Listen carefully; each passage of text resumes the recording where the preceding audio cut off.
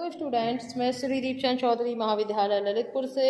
आज मैं आपको क्या चीज़ें फैक्ट करती हैं फिजिकल डेवलपमेंट के ऊपर, उनके बारे में हम जानेंगे। तो जिसमें सबसे पहला जो बात आती है वो आती है कि जो बालक का शारीरिक विकास होता है वो हमेशा एक निरंतर एक वे में जो है हमेशा चलता रहता है, जिसका निर्धारण सर्वप्रथम वंशानुक्रम या हेरिडिटी के द्वारा जो है ये होता है।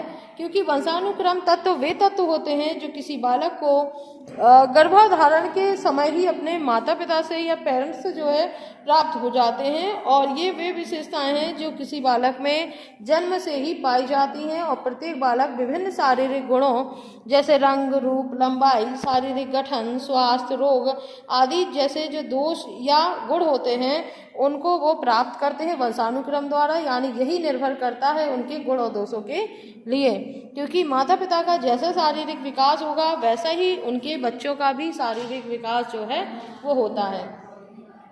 दूसरा जो हमारा फैक्ट करता है वो होता है हमारा न्यूट्रिशन, या जिसे हम बोलते हैं आहार। तो बालक को मिलने वाला आहार उसके शारीरिक विकास का जन्म से पूर्व और विभिन्न अवस्थाओं में जो है प्रभावित करता है।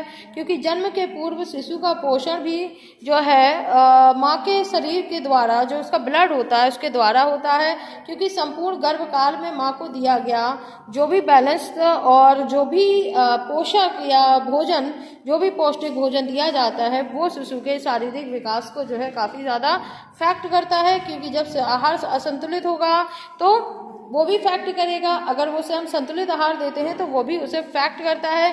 क्योंकि जो कुपोषण जनित बीमारियां हैं उसका शिकार हो जाता है यदि उसे अच्छा खाना ना दिया जाए या अच्छे न्यूट्रिएंट्स से भरा भरपूर जो है मील एक माँ को ना दिया जाए। तो कहीं ना कहीं ये न्यूट्रिशन भी जो है काफ़ी फैक्ट करता है।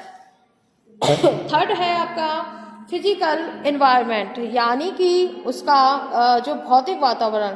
तो इसके अगर हम इसके अंतर्गत बात करें तो वो सभी वस्तुएं और दशाएं आती हैं जो से प्रत्यक्ष या अप्रत्यक्ष रूप से बालक के शारीरिक विकास को प्रभावित करती हैं। जैसे कि जलवायु, कहाँ वो रहता है, वो स्थान, धूप, हवा, पानी आदि जितनी भी चीज़ें हैं वो भी इनको कहीं ना कहीं से जो है फैक्ट करती हैं। क्योंकि जन्म के बाद किसी बालक को भौतिक वातावरण सही प्राप्त होता है तो उसकी विकास समुचित ढंग से जो है होता है। इसके बाद आती है एंडोक्राइन ग्लैंड्स, यानी अंतःस्रावी ग्रंथियां, जो मानव शरीर के अंदर जो है अनेक अंतःस्रावी ग्रंथियां जो है वो पाई जाती हैं।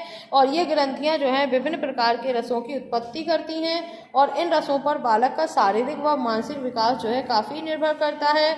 उदाहरण के लिए जैसे पैराथायराइड ग्लैंड है, वो शरीर में के बोन्स के जो निर्माण होता है उसमें हेल्प करती हैं।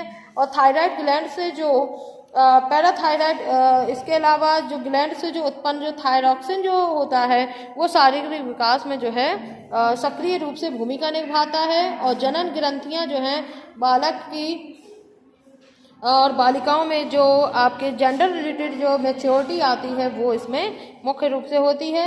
इसके अलावा जो एक चीज़ प्रभावित करती है वो है हमारी डिजीज़ यानी रोग। तो रोग भी कहीं ना कहीं जो है हमारे शरीर की शारीरिक विकास को विशेष रूप से प्रभावित करते हैं। क्योंकि जो क्रॉनिक बीमारियां होती हैं वो जो है बचपन की गंभीर यानी बीमारियां या लंबे समय तक जो क्रॉनिक डिजीज़ होती हैं वो बालक के स्वस्थ शारीरिक विकास में जो है व्यवधान उत्पन्न करती हैं या रुकावट डालती हैं। क्योंकि जब तक बालक रोगी रहता है उसका शारीरिक विकास सामान्य गति से नहीं हो सकता।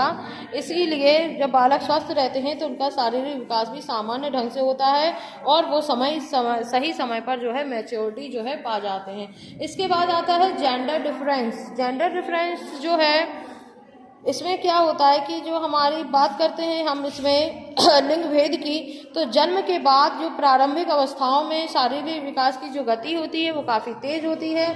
किंतु फिर भी शारीरिक वृद्धि के क्षेत्र में बालक तथा बालिकाओं के विकास में जो है अंतर पाया जाता है। जैसे बात करते हैं अस्थि विकास या मांसपेशियों की, तो जो मसल्स होती हैं और बोन्स होती हैं वो बालक बालिकाओं की समान नहीं होती हैं। जन्म से पहले जो है जितनी भी बोन्स एंड मसल्स हैं उसके विकास में जो बालिकाएं हैं बालकों से आगे रहती हैं, किंतु पूर्ण बाल्यावस्था में बालक इस क्षेत्र में बालिकाओं से आगे हो जाते हैं। और अस्थि विकास से यानी कि बोन्स के डेवलप होने से लंबाई और यानी स्ट्रेंथ और मांसपेशियों की यानी मसल्स की जो है वो काफ़ी गेन कर जाती हैं, और इनके जो है भार में अंतर आ जाता है। इसके बाद एक मुख्य है वो है इंटेलिजेंस, या बात करते हैं बुद्धि की। तो परीक्षणों